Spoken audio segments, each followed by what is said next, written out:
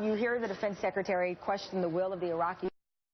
So why would we believe this operation or any other would be successful? Well, I think you have good reason to be skeptical about that, frankly. The Iraqi government is not been effective so far in its campaign to fight against ISIS. The Iraqi army has collapsed now twice. First, it collapsed in Mosul, which helped create this whole ISIS problem in Iraq, and now it has collapsed again in Ramadi. So who's coming in to try and liberate the city? It is a combination of Sunni and Shia militias.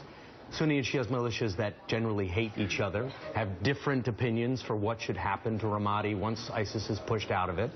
And this could be incredibly problematic. I think there's a real question here about if this is going to work or not. Absolutely, Richard. Even in reading and delivering the news here, and when you say that you have Shia and Sunni militias working together and knowing this history, as you pointed out, of hate, one almost gave me pause if this was accurate information.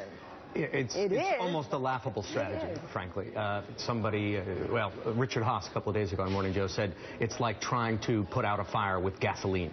You're sending in competing militias to fight against a radical group in a city about 80 miles from Baghdad. So just to give you an example of how problematic this could be, the Shia militias, who, by the way, are much, much stronger than the Sunni militias, and Ramadi is a Sunni town. So the Shia militias are going in under the banner, their campaign, you know, every military organization names a military campaign.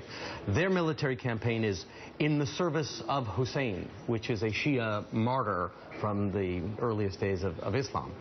So if you're a Sunni in Ramadi, that is not encouraging news to see the Shia militias, the Iranian-backed militias, coming your way under a very sectarian slogan to fight against a radical group. It is a recipe for disaster. And going back to the